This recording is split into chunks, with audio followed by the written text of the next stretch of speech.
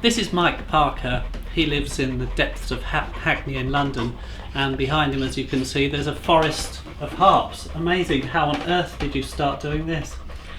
I saw my first harp when I was 8, and I don't know what happened, but I just knew that's what I wanted to do. So I ran home and said to my parents, I want a harp, please. Like you do. As you do, and they gave me a pair of football boots.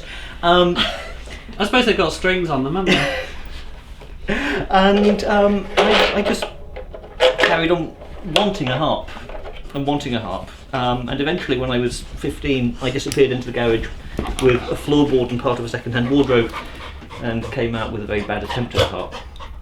And I had another go with a slightly better quality wardrobe slightly later on, and while trying to find strings for that I found a broken harp that I could buy, and that was it. So that was when you were 15? Well, between 15 and 16, yeah. Nearly 17, I finally got my hands on a real harp. And that was the beginning of your life then, I suspect. It was the beginning of the downward spiral into... How many harps do we have now? Just the 23. 20 ever since, and is still continuing, presumably. Well, the thing is, I'm always a bit confused when people talk about the harp as to quite which one they're talking about, because they're all so different and they all do completely different jobs and they sound different and they play differently and they're for different types of music in different periods of time. So you can't just have a harp, you need to have a small collection of them. So and once you've got one or two you have to have variations, I suppose. Well, if you're going to have a medieval harp and a modern harp, you need a Renaissance harp and a Baroque harp to kind of fill in the gaps. And if you're going to have a Baroque harp, you need a double strung and a triple strung, because they're both for double strung and triple strung right. Referring to harps, as we know them generally, have one row of strings. So you've got one scale tuned in. If you want to make a change to them, you either have a mechanism like this for making the notes change.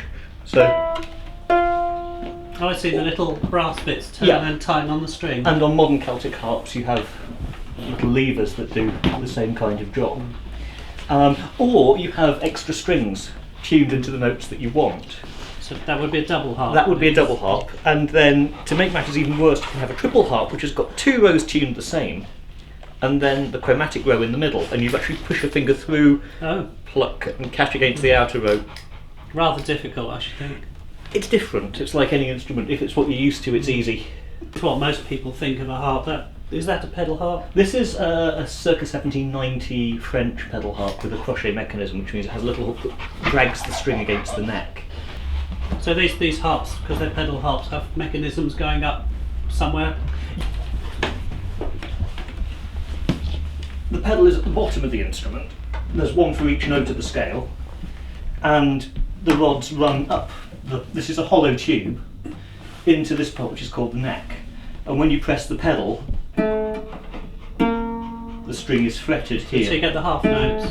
So you get the semitones. And this is a single action harp which will give you either flat to natural or natural to sharp. There's a triple harp. That's a triple harp there. I see 3 rows. There's a Baroque triple harp. There's a Spanish double harp, where the strings cross, so you have 2 rows but they run crossing through each other, so you can reach up and down for the chromatics.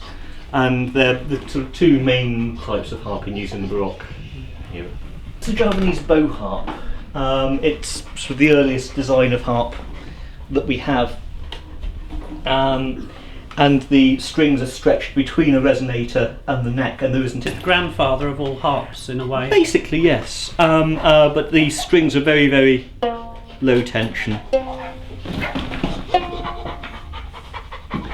And somebody had the bright idea that if you put a stick between here and here, it would stop this bit collapsing when you put more tension on it. So about the 9th century, we end up with this. And this is made from a description in a 9th century document called the Guillet manuscript. And that describes a harp with twisted horsehair strings and a parchment soundboard. So this is like a banjo skin. I'll say that. And the strings are made of horsehair twisted together.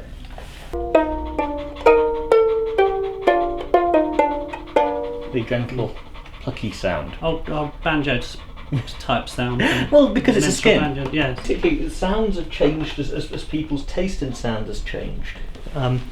In the Celtic countries, in particular, the sound of the wire-strung harp, made famous by Guinness, of course, if we're allowed to advertise. This is strung with wire, and the body is made from a single piece of willow that's hollowed out, and you end up with a very bell-like.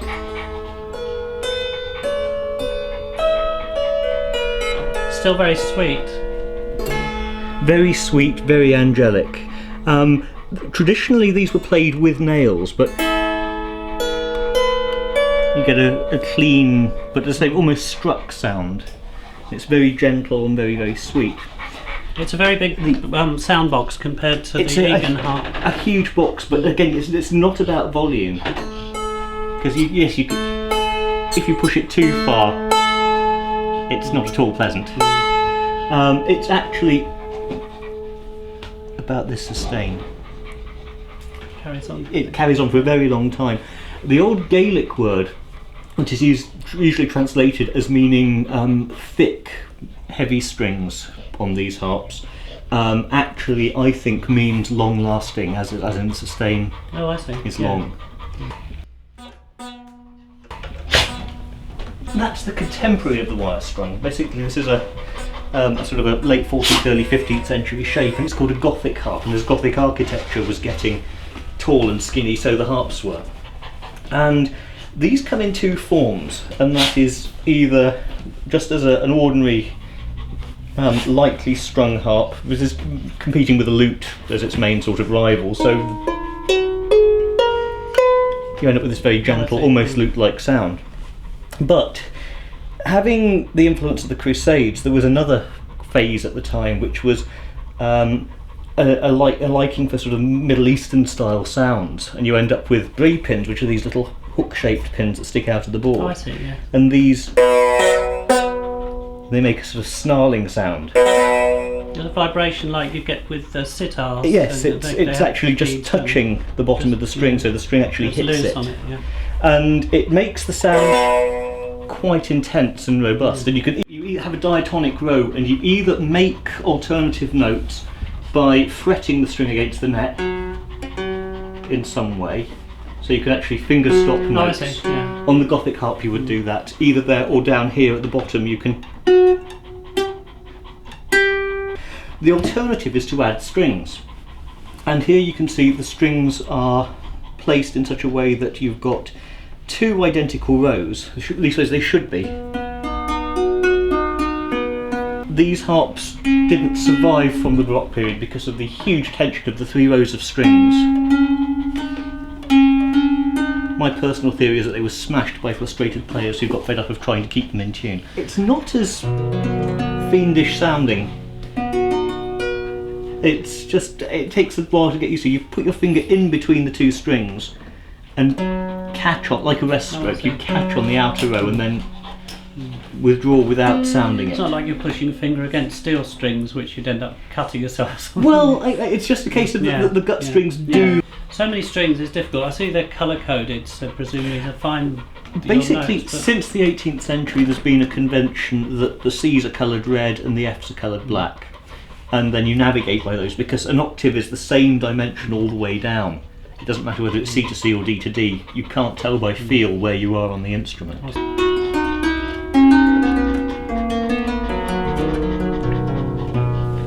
Too many strings missing to do that. You must actually get to know where the strings are by feel a bit, because every time I look at a harp and try and play, my eyes go cross trying to find where I am in it. Well, it's even worse.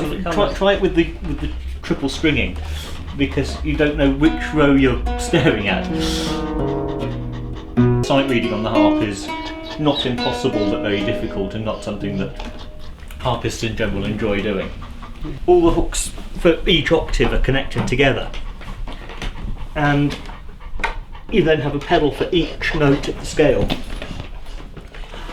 and by pressing it all the C's go sharp at the same time. Magic, isn't it? Well, it gets to being very much simpler than flapping your fingers around all over the place or having to read Can't up always and do turn. it while you're playing, can you? But at the same time, there are times when it gets a little bit like a tap dancing while playing because of the number of pedals that need changing. Because every time you need to make an F sharp, you need to move the F pedal, and then when you need it natural again, you have to move the F pedal off again. When you take your foot off the pedal, it goes back to how it was? No, you can lock it. Ah, yeah. You can lock the pedal down. I see. But that I means see. that- They sort of hook round. yeah.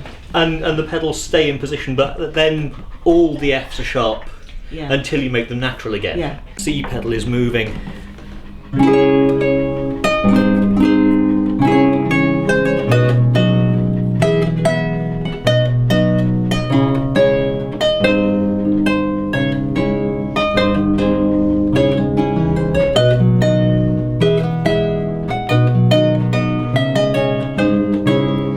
Every time you need the C sharp, the pedal has to be down, and every time you need it natural, it has to be up. So it is a very useful system, and that is what's most commonly in use. Yeah.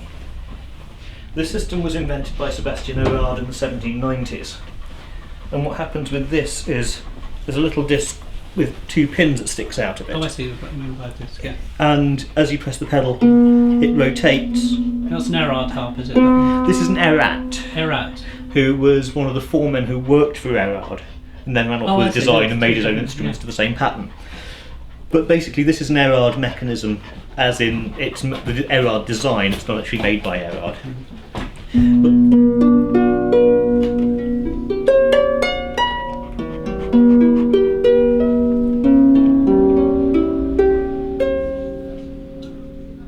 He does love harp playing.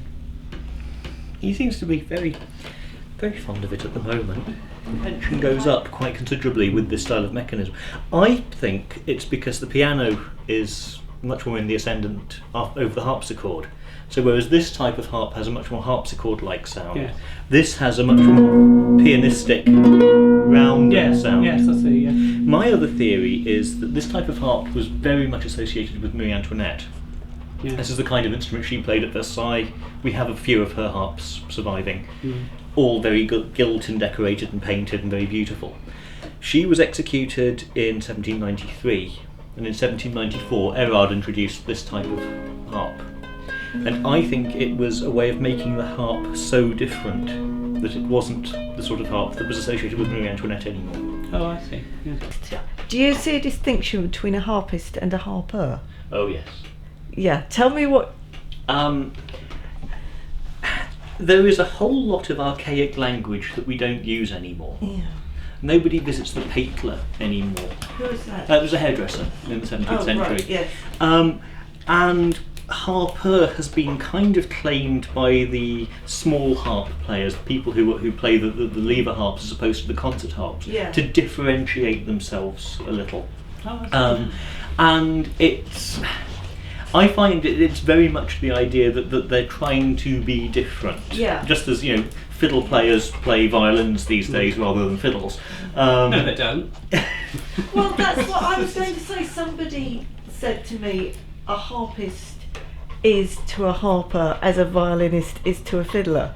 Yeah, I think it's an assumed differential to give them credibility. It's like, I'm not a harpist, I don't play the big classical harp, I'm a harper, I play a folk instrument. Yeah. And considering that the folk instruments have their origins in the 1820s, I think it's just a little bit pretentious, really. Yes. Well, I'd like to thank you very much for showing us all your harps. I find that amazing, that things I didn't know about harps. I've seen enough instruments, but now it's really made it today. I thought we'd play something to finish off. Excellent. Something in Bach, by Bach. And now, the Mike Parker Trio with me on an 18th century fiddle, and Mike on... a modern folk harp. And Carol Noakes on the... 1999 fiberglass serpent, Hardy in C.